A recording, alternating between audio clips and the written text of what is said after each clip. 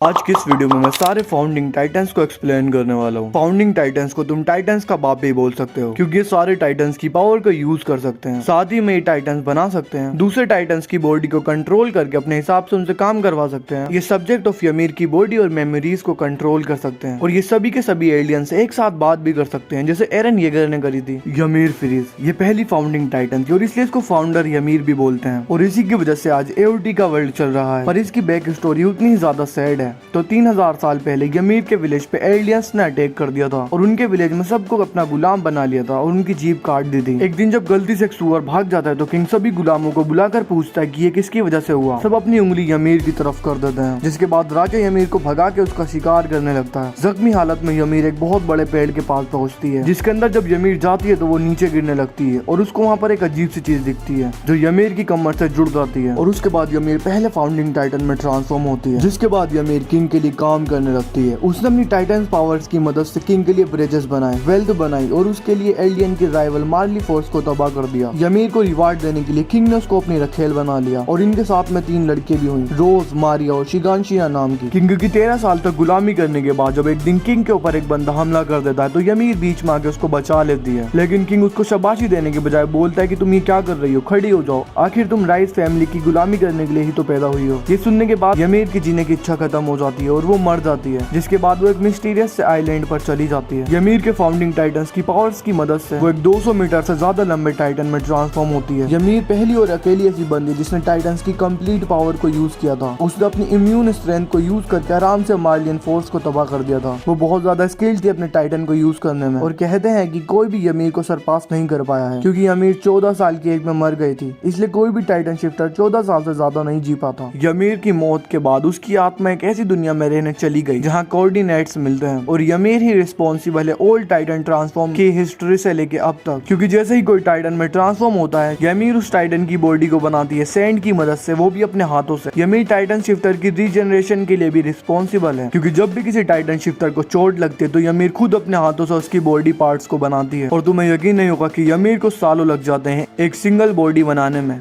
तो सोचो फिर उसको एक टाइटन बनाने में कितना समय लगता होगा। लेकिन जिस दुनिया में वो रहती है वहाँ पर टाइम बहुत हल्के चलता है, और रियल वर्ल्ड में वो कुछ सेकंड्स के बराबर ही होता है। ymir की मौत के बाद किंग अपनी तीनों बेटियों को ymir का गोश्त खिलाता है, जिसकी वजह से उसकी तीनों बेटियों को टाइटन पावर मिल जाती है। किंग अपनी बेटियों से कहता है कि बच्चे पैदा करते रहना और उन्हें अपनी पावर देते रहना, जिसकी वजह से टाइटन पावर कभी भी खत्म नहीं होगी। और ऐसा ही हुआ, ymir की पावर 9 टाइटन्स में बदल गई, और ymir अपने वंशजों के लिए टाइटन बनाती रही। 17th सेंचुरी के बाद फाउंडिंग टाइटन मिला कार्ल फ्रीज को, एलिया के 145वें किंग को, जिस टाइम पे ग्रेट टाइटन वॉर चल रही थी। लेकिन किंग ने फाइट नहीं करी और सब कुछ छोड़ के पैराडाइज आइलैंड पर चला गया, अपने साथ अपनी फैमिली और बहुत सारे एलियंस को लेकर, और दूसरी कौमों के बंदों को भी लेकर। फिर उसने फाउंडिंग टाइटंस की पावर की मदद से काउंटलेस कलोसल टाइटन बनाए, और उनसे 3 वॉल बनाई, रोज, मारिया, शिगांशिया नाम की। जिसके बाद किंग ने सभी एलियंस की मेमोरीज को गायब कर दिया, और उन्हें बताया कि वो आखिरी लोग हैं जो दुनिया में बचे हैं, और सभी लोगों को टाइटन ने मार दिया है। एक बात और, किंग ने कसम खाई थी जिसकी वजह से कोई भी रॉयल ब्लड वाला बंदा फाउंडिंग टाइटन की मदद से वॉर नहीं कर सकता, और उन्हें हमेशा पीस बनाए रखना होगा। जिसके बाद राइस फैमिली फाउंडिंग टाइटन को जनरेशन टू जनरेशन पास कर दी गई अपने सक्सेसर्स को, और फिर फाउंडिंग टाइटन मिला यूरी राइस को अपने फादर से, जिसके कुछ समय बाद यूरी राइस ने अपने आप को बचाया कैनी अकरमैन से अपने टाइटन की मदद से, जिसके बाद ये दोनों काफी अच्छे दोस्त भी बन गए। उसके कुछ समय बाद यूरी राइस ने फाउंडिंग टाइटन पास कर दिया अपने बड़े भाई की बेटी फ्रीडा को। फ्रीडा ने फाउंडिंग टाइटन को थोड़ा ही यूज किया अगले 3 सालों के लिए, जिसमें वो अपनी आधी बहन हिस्टोरिया से मिलने के लिए चाहती थी, और फिर उसकी मेमोरीज को गायब कर देती थी। जिसके बाद फॉल ऑफ शिगांशिना शुरू हुआ। ये सुनने के बाद कि शिगांशिना पर अटैक हो गया है, राइस फैमिली अंडरग्राउंड चर्च में इकट्ठी हुई, लेकिन वहाँ पर ग्रीशा येगर आ गया, जिसको एरन क्रूगर से टास्क मिला था फाउंडिंग टाइटन लेके आने का 13 साल पहले। लेकिन ग्रीशा ऐसा नहीं कर पाया, और उसने फ्रीडा से भीख मांगी अपने पावर से टाइटन से सबको बचाने का, लेकिन किसी ने उसकी मदद नहीं करी, जिसकी वजह से ग्रीशा ने अटैक टाइटन में ट्रांसफॉर्म होकर फ्रीडा से फाइट करी, और उसको खा के फाउंडिंग टाइटन ले लिया, और साथ ही में उसने उसके पूरे परिवार को भी मार दिया। लेकिन रोड राइस बच गया। ग्रीशा येगर ये बंदा मार्ली में रहता था, और ये एक डॉक्टर था। इसकी बहन को एक मार्लियन बंदे ने कुत्तों को खिला दिया था, इसलिए ये मार्ली वालों की मारना चाहता था। जिसके बाद ये एलियन रेस्टोरेशन ग्रुप में ज्वाइन हुआ, और इसको एरन क्रूगर मिला, और उसने इसको अटैक टाइटन देके एल्डिया भेज दिया फाउंडिंग टाइटन लेने के लिए। जिसके बाद ये काफी सालों तक एल्डियन में रहा, और इसने एक लड़की से शादी भी की, और इन दोनों का साथ में एक बच्चा भी हुआ एरन नाम का। और साथ ही में ये रॉयल फैमिली के बारे में इंफॉर्मेशन निकालता गया, और लास्ट में ग्रीशा को रॉयल फैमिली का अड्डा मिल गया। लेकिन ये कुछ सालों तक रुक गया अपनी फैमिली के साथ समय बिताने के लिए। फाउंडिंग टाइटन लेने के बाद ग्रीशा अपने बेटे एरन और अपनी अडोप्टेड लड़की मिकासा से मिलने के लिए गया, जहाँ जाके इसको पता चला कि इसकी बीवी का राम राम सत्य हो चुका है, इसलिए ये अपने बेटे एरन को जंगल में लेकर चला गया। जिसके बाद ग्रीशा ने एरन को प्योर टाइटन बना दिया और फिर एरन ने ग्रीशा को खा लिया और उसको अटैक और फाउंडिंग टाइटन मिल गया। ग्रीशा फाउंडिंग टाइटन्स की पावर को यूज नहीं कर पाया क्योंकि वो एक रॉयल ब्लेड नहीं था और सिर्फ रॉयल ब्लेड वाले बंदे ही फाउंडिंग टाइटन को यूज कर सकते हैं। जिसके बाद एरन के अंदर फाउंडिंग टाइटन की पावर अनसीन रही अगले 5 सालों के लिए। फिर वॉरियर कैंडिडेट के बंदों को पता चल गया कि एरन ही फाउंडिंग टाइटन का यूजर है, इसलिए वो अपने साथ एरन को किडनैप करके ले गए। पर सर्वे कॉप्स वालों ने एरन को बचा लिया, लेकिन तभी वहाँ पर स्माइली टाइटन आ गई जो एरन और मिकासा को खाने वाली थी। पर जैसे ही एरन ने उसको छुआ, स्माइली टाइटन को प्योर टाइटन खा गए और हमें पता चला रॉयल ब्लेड वाले बंदों को छूकर फाउंडिंग टाइटन की पावर्स को यूज कर सकते हैं। जिसके बाद एरन ने जीक के साथ मिलकर एक प्लान बनाया जिसमें सारे एलियन की नसबंदी कर देते हैं। लेकिन जब जीक एरन को यमीर के पास लेके गया तो एरन ने यमीर से उसकी सारी पावर्स ले ली और एक फाउंडिंग टाइटन में ट्रांसफॉर्म हो गया। क्योंकि गाबी बहन की लोंडिया ने एरन की मुंडी उड़ा दी थी, इसलिए एरन हड्डी बड्डी